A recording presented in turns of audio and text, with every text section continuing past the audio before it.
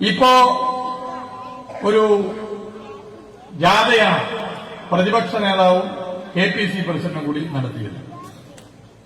ജാഥ തുടങ്ങുന്നതിന് മുമ്പ് ഞാൻ തിരുവനന്തപുരത്ത് പത്രക്കാർ ചോദിച്ച സമയത്ത് പറഞ്ഞിരുന്നു, ജാഥ നടത്താനൊക്കെയുള്ള സ്വാതന്ത്ര്യം കോൺഗ്രസ് പാർട്ടിക്കുണ്ട്, ജനാധിപത്യ അവകാശമുണ്ട്.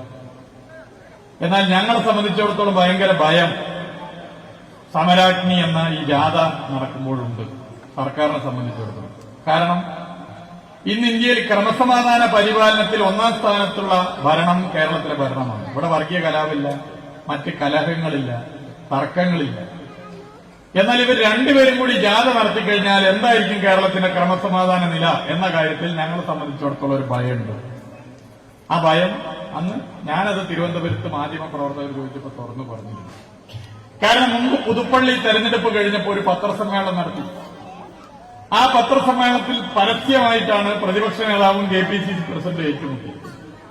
എന്നാൽ ആ ഭയം ശരിവെക്കുന്ന സംഭവങ്ങളാണ് ഇപ്പോൾ നടക്കുന്നത്. ഇന്നത്തെ സംഭവം നിങ്ങളൊക്കെ കണ്ടിട്ടുണ്ടാവും. എനിക്ക് ഈ മൈക്ക് കിട്ടിയത് പറയാൻ വേണ്ടി തോന്നുന്നു.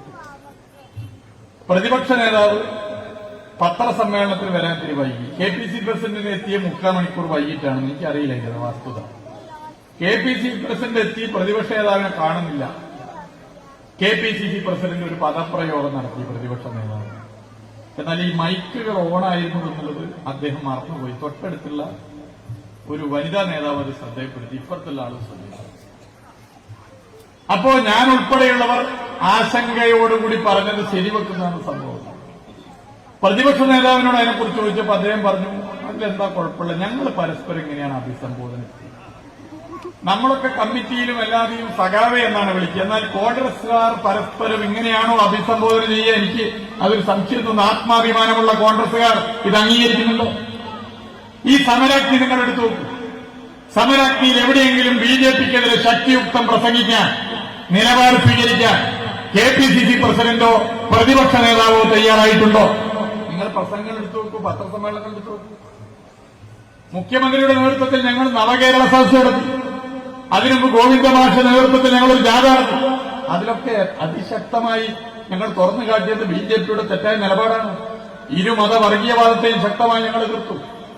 എന്നാൽ അങ്ങനെ എവിടെയും നമുക്ക് കാണാൻ വേണ്ടി സാധിക്കില്ല. എവിടെയും ഇങ്ങനെയൊന്നും വേണ്ടിയിട്ടില്ല സമരാഗ്നി. എല്ലാവർക്കും സംശയം സമരാഗ്നിയുടെ പ്രധാനപ്പെട്ട മുദ്രാവാക്യം എന്ത് എന്നുള്ളതായിരുന്നു. ആ സംശയം ഇന്നത്തോടെ മാറി. സമരാഗ്നിയുടെ പ്രധാനപ്പെട്ട മുദ്രാവാക്യം എന്തെന്ന് KPCC പ്രസിഡന്റ് ഇന്ന് ആ പദപ്രയോഗത്തിലൂടെ വ്യക്തമാക്കി എന്നുള്ളതാണ് പലരും പറയുന്ന കാര്യം.